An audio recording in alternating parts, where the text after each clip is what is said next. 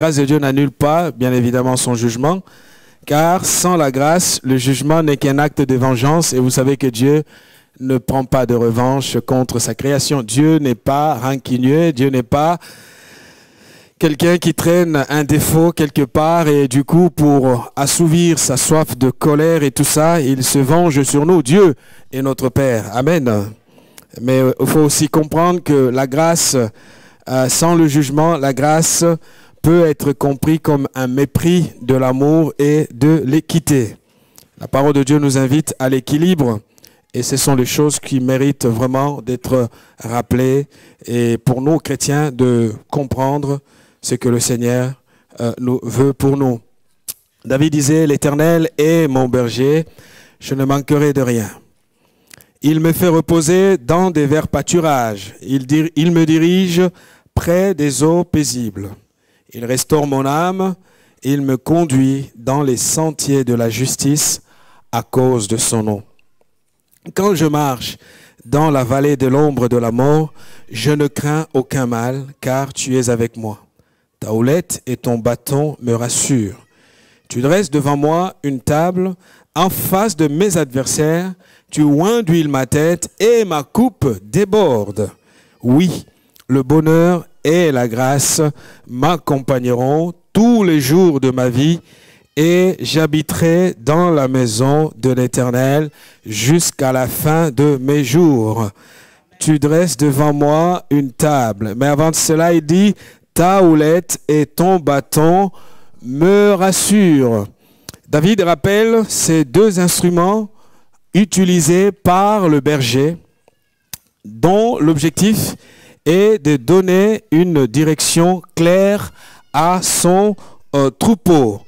La houlette et le bâton. Et vous le savez très bien que le bâton du berger lui permettait de repousser les attaques des animaux qui pouvaient venir être une menace pour son troupeau. Mais avec la houlette, le berger s'en servait pour ramener sur le droit chemin sa brebis qui s'égarait. Deux outils, deux instruments efficaces pour assurer une direction équilibrée à l'ensemble du troupeau. Et à l'image de ces deux instruments, je voulais donc ensemble avec nous parler de la grâce de Dieu. Frères et sœurs, la grâce de Dieu n'efface certes pas le jugement de Dieu, mais la grâce est l'élément principal qui nous permet de comprendre le cœur de notre Seigneur, le cœur de celui qui nous a sauvés. Qu'est-ce que la grâce? Nous devons comprendre que la parole de Dieu nous invite encore, David, dans ses expériences spirituelles, va un jour, après qu'il aura été pardonné par le Seigneur, déclarer, donner cette phrase qui est forte. Il dit, sa colère dure un instant, mais sa grâce toute la vie. La colère de Dieu dure un instant, mais la grâce de Dieu dure toute la vie. Parce que la grâce est avant tout le cadeau, le pardon. Dans la notion de la grâce, on retrouve la notion du pardon. La grâce, c'est le pardon. Vous savez, si cette grâce ne nous avait pas été manifestée, personne ce matin serait assis ici et lever les mains vers Dieu pour l'adorer comme sa créature. Dans la grâce, il y a la notion du pardon, mais il y a également la notion de l'acceptation. La grâce rappelle la notion de la gratuité. La grâce nous rappelle que Dieu a eu compassion de nous. Dieu nous a fait grâce. Dieu a eu compassion de nous. Parce que la grâce de Dieu est avant tout la bienveillance que Dieu manifeste gratuitement à notre égard. Si nous connaissons le Seigneur et que nous sommes dans l'église et que nous l'adorons, nous prions Dieu, cela ne vient pas de nous, mes amis. Cela ne vient pas de nous.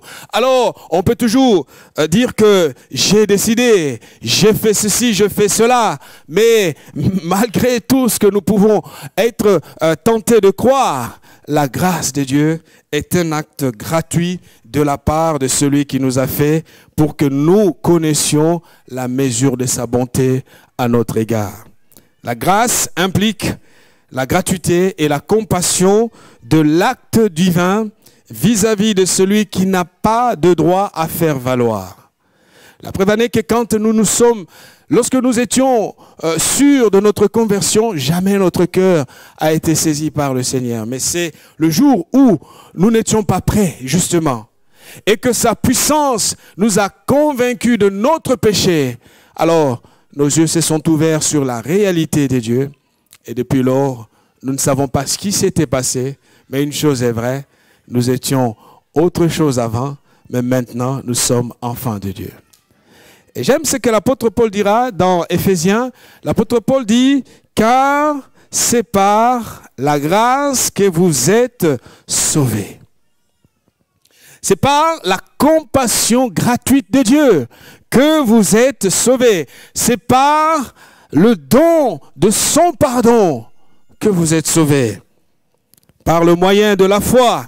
Et Paul de dire, et cela ne vient pas de vous, c'est le don de Dieu. Un don, on ne le mérite pas. Un don est souverainement décidé par la personne qui décide de le faire, de l'accorder. Et Paul de dire, ce n'est point par les œuvres, afin que personne ne se glorifie. Aucune œuvre produite par nous ne peut convaincre le cœur de Dieu. Aucune prière faite par nous ne peut convaincre le cœur de Dieu. Dieu, même notre prière, est le résultat de sa fidélité, de sa grâce faite à notre égard. Je me souviens un jour, quand j'étais jeune croyant, au début de ma foi, j'avais un ami qui habitait le même quartier que moi. Ce garçon nous allions à l'église ensemble, nous écoutions la même parole, nous servions Dieu dans la même église, mais le fait est que je pensais, en tout cas de mon point de vue, j'étais beaucoup plus engagé, plus consacré que lui. Parce que encore 3-4 ans après notre conversion, il était encore dans les affaires des femmes, des choses du monde. Et il avait du mal vraiment à abandonner cette vie ancienne pour totalement se consacrer au Seigneur. Et vous savez, très rapidement, quand c'est comme ça, nous qui avons quelques années dans la foi, nous nous sentons plus légitimes que les autres. Alors je commençais à dire, oui, c'est un pécheur, il est toujours comme ça, il ne veut pas changer. Et j'ai commencé à croire que mon engagement à l'église était de mon ressort, c'était le résultat de mes efforts. Et j'ai commencé à le mépriser, je me disais, mais, oh oui, il est toujours comme ça. Jusqu'à ce qu'un jour, je suis passé vraiment, j'ai frôlé j'ai failli me retrouver dans sa situation. J'ai failli me retrouver, j'étais à 2 doigts de me retrouver dans sa situation, chose que je dénonçais, que je détestais, que je condamnais. Ce jour-là, j'ai compris qu'au fait, la force que j'avais, que je croyais avoir pour aimer le Seigneur, pour être fidèle à l'Église, pour le servir, loin de toutes ces choses que la Bible condamne, même encore là, cela ne dépend pas totalement à 100% de moi. C'est l'œuvre de la grâce de Dieu. C'est pour cela que l'apôtre Paul dit que celui qui est debout prenne garde de ne tomber. Parce que toi qui es debout, qui te crois arrivé, qui te crois autosuffisant, tu ne sais pas ce que le lendemain te réserve. Il faut beaucoup d'humilité pour dire merci au Seigneur qui te soutient par son amour, parce que cela ne vient pas de toi. L'apôtre Paul disait dans 1 Corinthiens chapitre 4, il dit ceci pour montrer à quel point la grâce de Dieu anéantit l'orgueil. L'orgueil du cœur humain, c'est que je dois faire ceci pour me sentir partie prenante de ce qui se passe, pour me sentir méritant de ce qui a eu lieu. Et pourtant, dans les affaires de Dieu, le Seigneur est celui qui nous accorde pleinement sa grâce.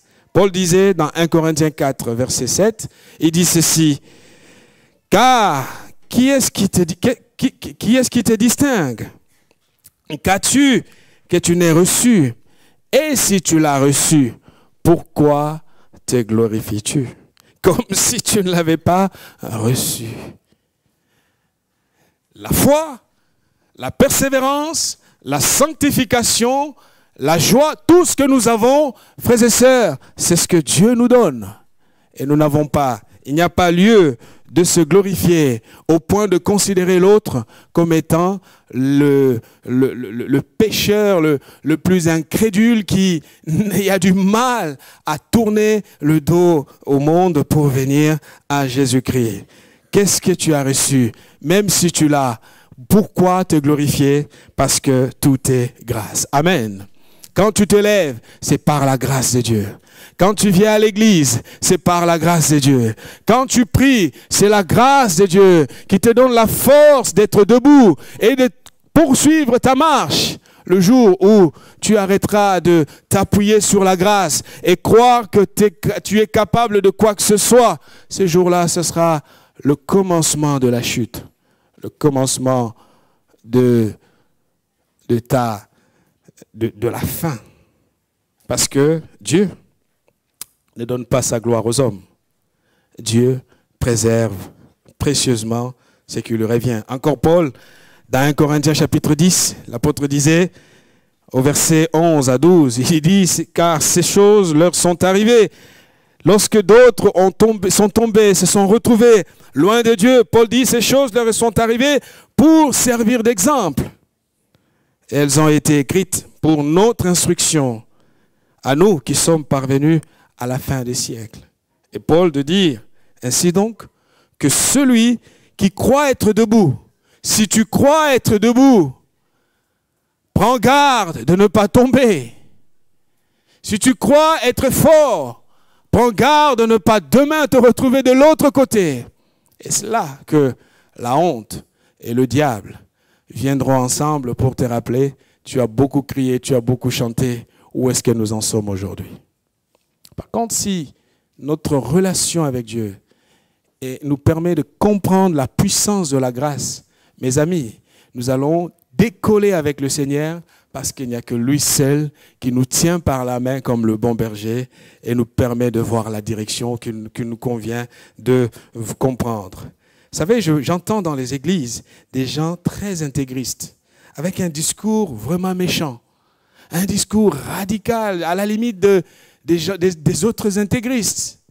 Frères et sœurs, Dieu n'a jamais envoyé quelqu'un pour être intégriste. Lorsque Paul était un intégriste religieux, à sa conversion, écoutez le discours de Paul.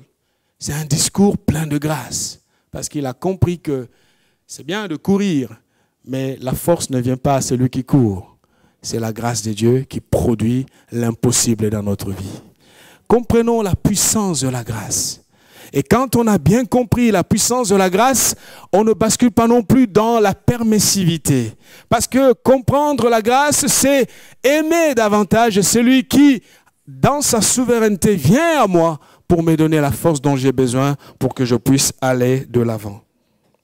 La grâce de Dieu bannit la peur. Pourquoi avons-nous peur? Et développons une relation un peu de peur avec Dieu. Moi, mon Dieu n'est pas un Dieu qui me terrorise. Mon Dieu est d'abord mon Père. Ça a été une révolution lorsque Jésus a dit, quand vous priez, dites, notre Père qui est aux cieux.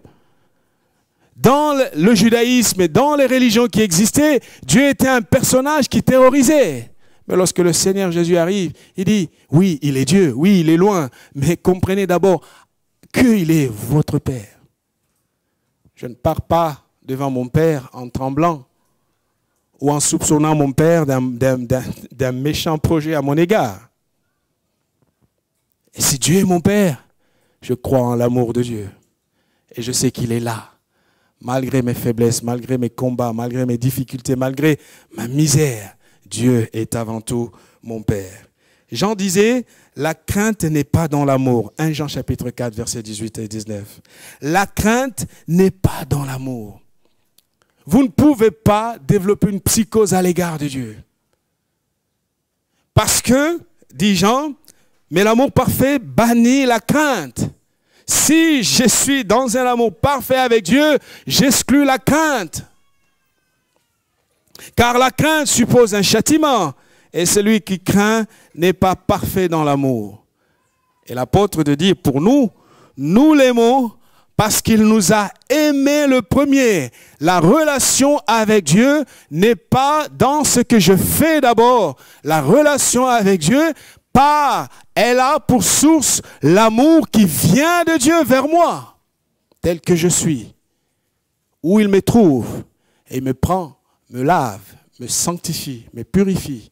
C'est pour cela que quand on a été l'objet de l'amour de Dieu, nous ne pouvons pas regarder l'autre comme le pécheur le gars le plus médiocre qui ne fait pas suffisamment d'efforts. Tout ce que nous avons, nous l'avons par la grâce de Dieu. Amen. C'est la grâce, frères et sœurs. C'est la grâce.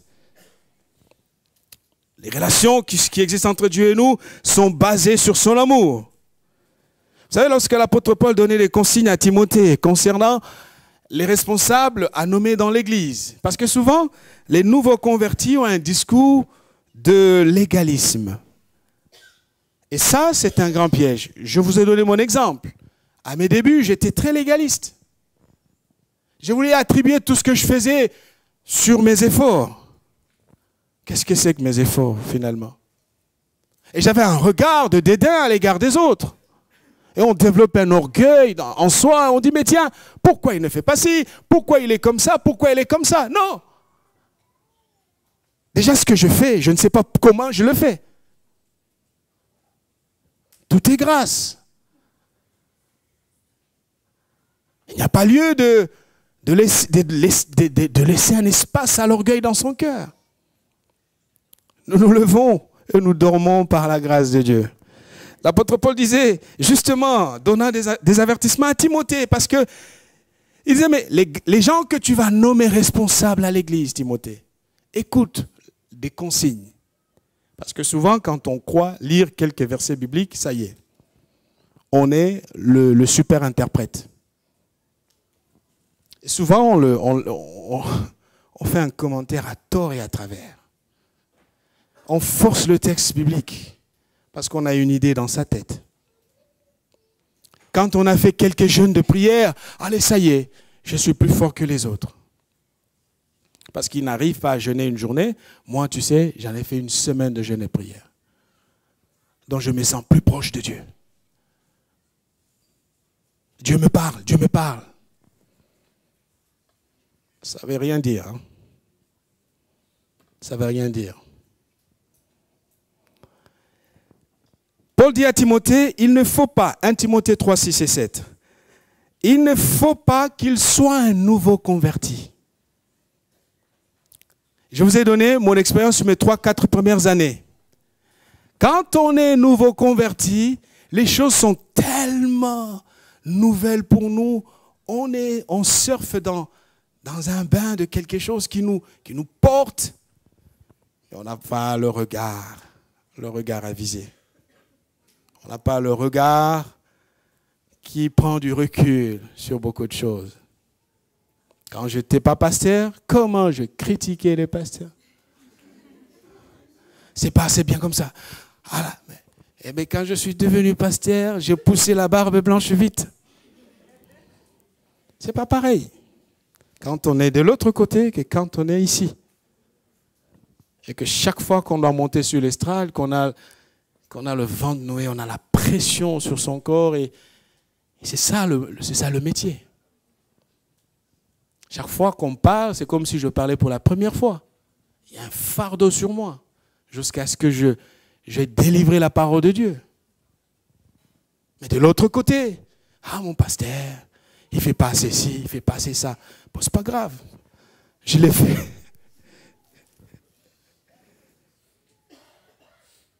Paul dit, il ne faut pas qu'il soit un nouveau converti de peur qu'enflé d'orgueil, il ne tombe sous le jugement du diable. Enflé d'orgueil, un nouveau converti est sujet à un orgueil, parfois inconscient, basé sur l'ignorance. Ce n'est pas de son gré, c'est pas de son, il ne le veut pas. Mais porté par, Paul dit, il ne faut pas qu'il soit un nouveau converti. De peur qu'enflé d'orgueil, il ne tombe sous le jugement du diable. Et le verset suivant, il faut aussi qu'il reçoive un bon témoignage de ceux du dehors, afin de ne pas tomber dans l'opprobre et dans les pièges du diable. Et si seulement il nous était permis, avant de te nommer responsable, de venir poser des questions à tes voisins, comment ils se comportent, comment ça se passe ici, est-ce qu'il dit bonjour aux gens? Dans l'église primitive, il le faisait. Heureusement que nous ne sommes plus. Il le faisait. Enquête de voisinage. Messieurs veut être ancien dans notre église, il veut être pasteur. Ah tiens, il veut être responsable de ceci, responsable de ça. Comment il se comporte avec les gens?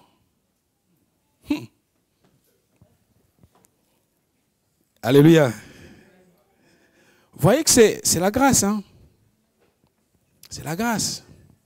Rien que la grâce. Cela ne vient pas de nous. C'est l'œuvre de Dieu, la bonté de Dieu. Paul disait dans Philippiens 2, verset 3, il dit, ne faites rien.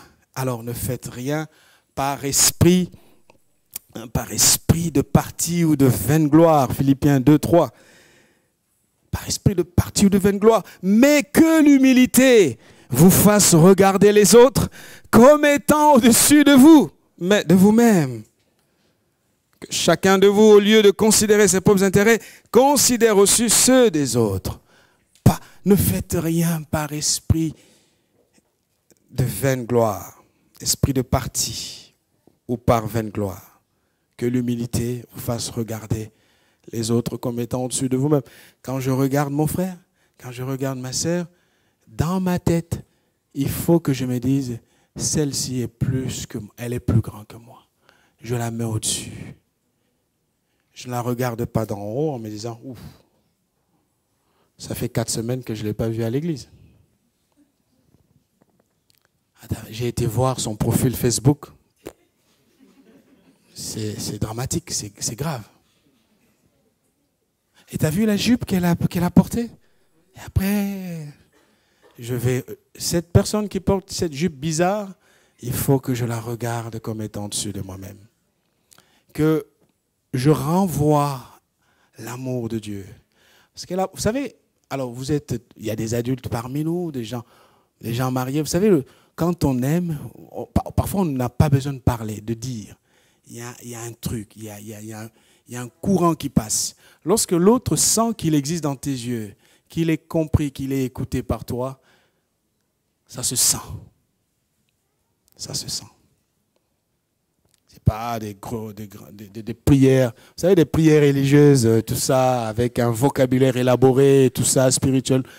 Dieu n'a rien à faire avec ces choses. Regarde l'autre comme étant au-dessus de toi. Et c'est ça la grâce. Mais la grâce, je disais, n'exclut pas le jugement. Pourquoi j'insiste sur ces deux notions? Peut-être quelqu'un aurait dit, mais il aurait fallu développer... Non, je mets les deux pour que nous gardions un équilibre dans notre vie. Nous avons besoin d'être équilibrés spirituellement. Pas de panique, pas de psychose, mais pas de libertinage, parce que la vie chrétienne authentique, une vie qui honore Dieu, est une vie qui est vécue à la lumière de la parole de Jésus-Christ. Voilà, l'Ecclésiaste disait ceci, quand les nuages sont pleins de pluie, ils la répandent sur la terre. Cela veut dire quoi? Il y a des éléments qui prédisposent ou des éléments qui nous permettent de détecter le moment où Dieu est sur le point de déclencher sa colère. Alors je le répète, la colère de Dieu n'est pas une faiblesse de la part de Dieu. Amen. Quand je me fâche, c'est parce que je suis indigné et que je suis faible aussi. C'est dans la nature de l'homme. Dans la colère de l'homme, il y a la volonté de réagir contre une espèce d'injustice et tout. Mais la colère de Dieu, elle a pour fonction de rétablir l'ordre perturbé. C'est ça la notion du jugement selon Dieu. Le jugement, c'est quoi? C'est pas que Dieu prendrait un malin plaisir à sanctionner les gens. Non, Dieu sanctionne, il juge parce qu'il y a un ordre éthique qui est perturbé. Il veut rétablir les choses pour que ça elle aille dans la bonne direction. Et Dieu n'est pas faible en ce moment-là. Pas du tout. Il est Dieu. Il est saint. Il est parfait. Tandis que dans ma colère, moi, l'homme, je suis imparfait et je traîne mon imperfection dans ma façon de réagir. Mais Dieu, lui, il est saint. Le jugement de Dieu est motivé par la volonté de Dieu à rétablir l'ordre perturbé par notre péché. Alors, frères et sœurs, il y a un carré de l'idolâtrie qu'il nous faut absolument éviter si nous ne voulons pas voir le déclenchement de la colère du Seigneur. Je vous amène à l'époque du prophète Sophonie, dans Sophonie chapitre 1. Alors quelqu'un me dit, c'est dans quoi? C'est dans la Bible, Sophonie. Hein? Prenez Sophonie chapitre 1, un tout petit livre dans l'Ancien Testament. Vous voyez que c'est intéressant de... Il y a des livres qu'on a abandonnés au profit des autres. Sophonie chapitre 1. Sophonie chapitre 1, nous lisons. La colère de Dieu vise une chose, rétablir l'ordre perturbé par le péché de l'homme. Sophonie 1, versets 2 à 7. Dieu dit ceci. Je détruirai tout sur la face de la terre, dit l'Éternel. Je détruirai les hommes et les bêtes, les oiseaux du ciel et les poissons de la mer, les objets de scandale et les méchants avec eux. J'exterminerai les hommes de la face de la terre, dit l'Éternel. J'étendrai ma main sur Juda et sur tous les habitants de Jérusalem. J'exterminerai de ce lieu les restes de Baal, le nom de ses ministres et les prêtres avec eux, ceux qui se prosternent sur les toits devant l'armée des cieux, ceux qui se prosternent en jurant par l'Éternel et en jurant par le roi, ceux qui se sont détournés de l'Éternel et ceux qui ne cherchent pas l'Éternel, qui ne le consultent pas. Silence devant l'Éternel, devant le Seigneur l'Éternel, car le jour de l'Éternel est proche, car l'Éternel a préparé le sacrifice et il a choisi ses conviés. 4 choses dans ces versets, ou ce que j'appelle, ou ce qui est appelé communément le triangle de l'idolâtrie. Pardon, le carré de l'idolâtrie. Il y a 4 éléments. Il y a le culte des Baals, nous allons l'expliquer. Il y a le culte des astres. Il y a le culte de Milcom. Il y a le culte du bon Dieu. 4 choses que nous retrouvons souvent dans nos vies, nous, chrétiens, nous, peuple de Dieu. Parce que l'oracle de l'Éternel, ici, tombe contre un peuple qui, volontairement, décide de tourner le dos à Dieu, ou, tout en venant au temple, en allant dans la maison de Dieu, a fait le choix de mélanger et Dieu et l'idolâtrie. Et vous savez que lorsque on mélange tout, Dieu vient justement pour faire la part des choses. Parce que Dieu ne se mélange pas avec ce que le monde propose. Les Baals, c'est quoi? Les Baals, c'était des divinités à l'époque de l'Ancien Testament qui garantissaient la fertilité des sols, l'abondance. Aujourd'hui encore, la correspondance de Baal, nous pouvons le voir dans le matérialisme, le culte du matérialisme et le culte de la jouissance. On veut acquérir des choses, on veut être bien, on veut protéger ce que l'on a au détriment de la relation véritable avec le Seigneur. L'apôtre Paul, déjà dans 1 Timothée 6,10, avertissait à son époque, il disait à Timothée, Timothée, attention, l'amour de l'argent est la racine de tous les maux. Parce qu'il y a l'argent, parce qu'on veut l'argent, l'Église ne nous dit pas grand-chose. On est à fond dans le travail. On est à fond dans travailler plus pour gagner plus. Dieu, on verra après. De toute façon, il sait que j'ai cette facture à honorer. Il sait que j'ai ceci à faire. Et les intérêts de Dieu sont repoussés au bénéfice de nos propres intérêts. Frères et sœurs, le matérialisme est une divinité aujourd'hui qui réclament la concurrence avec le Seigneur. Culte de jouissance. Paul disait à Timothée, dans les derniers jours, sache qu'il y aura des temps difficiles.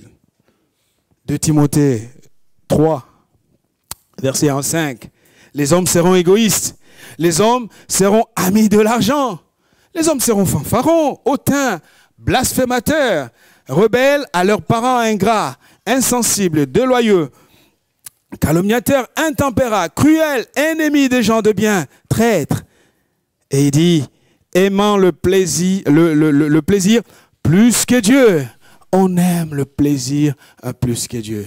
Le plaisir de ce que la nourriture peut me donner, au point que je n'ai pas le temps pour chercher Dieu dans un temps de jeûne et prière.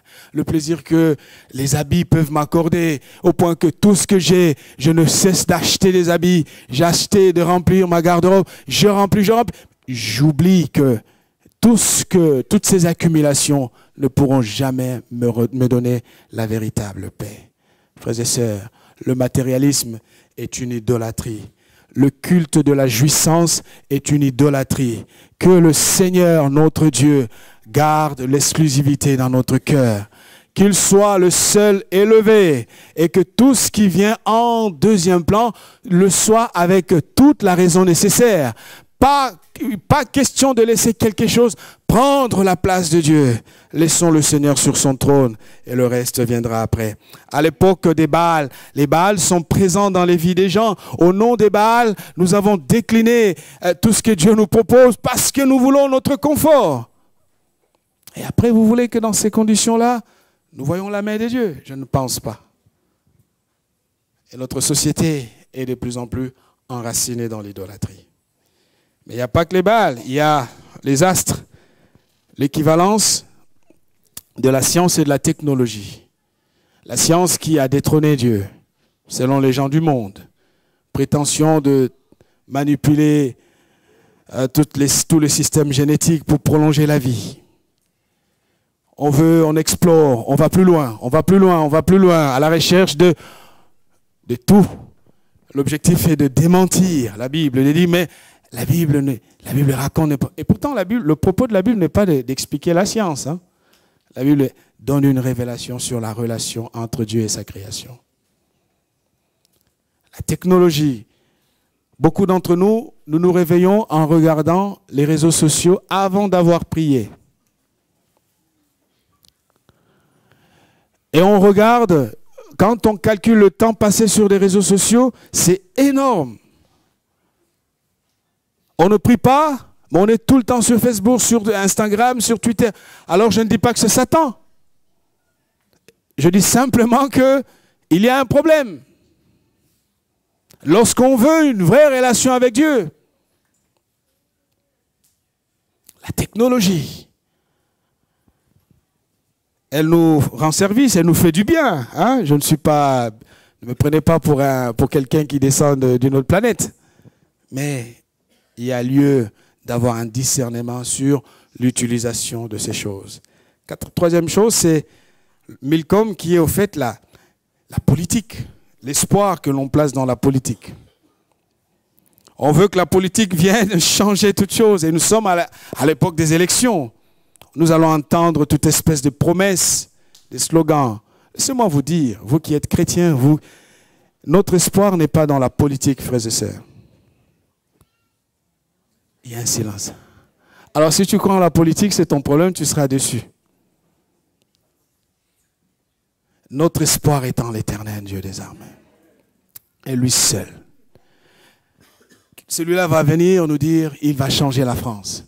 L'autre viendra, il va dire, c'est lui ou c'est elle qui va apporter ceci. C'est faux.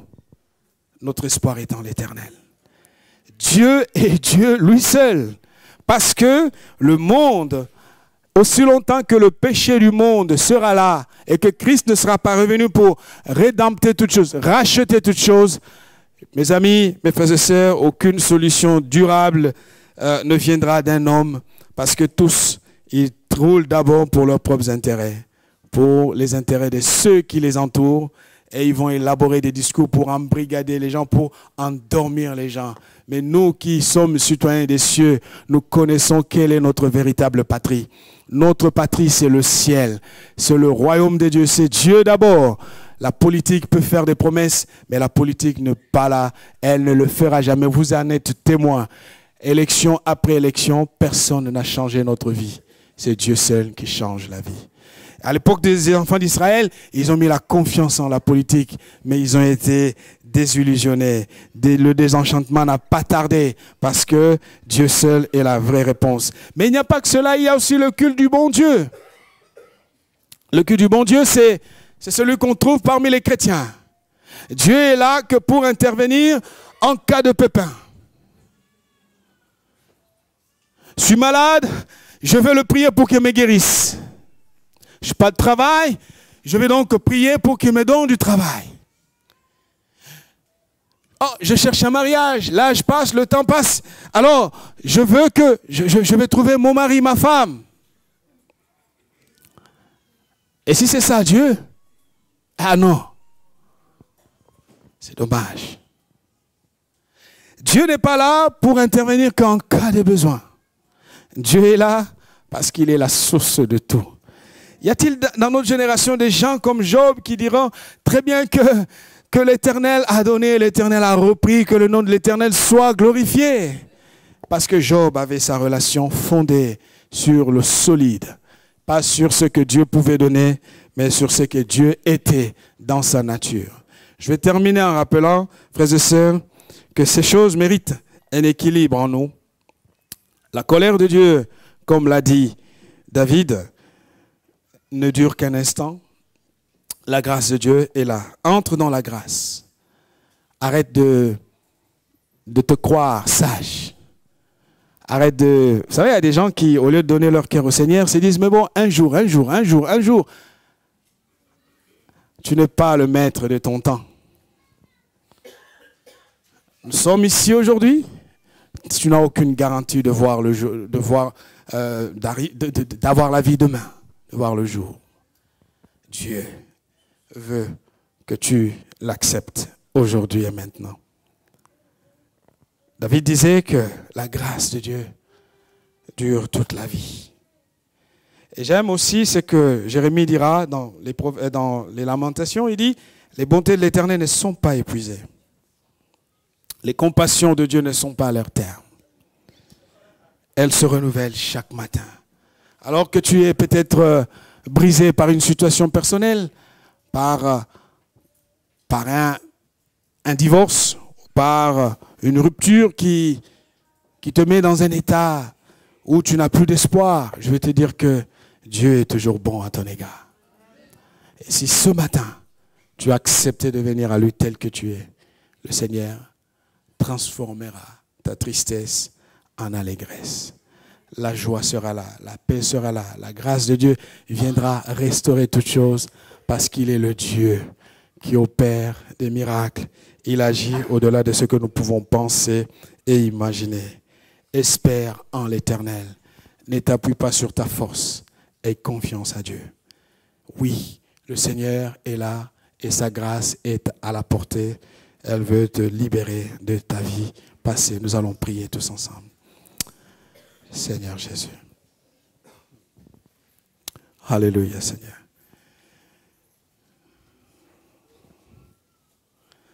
La grâce de Dieu est là pour toi ce matin.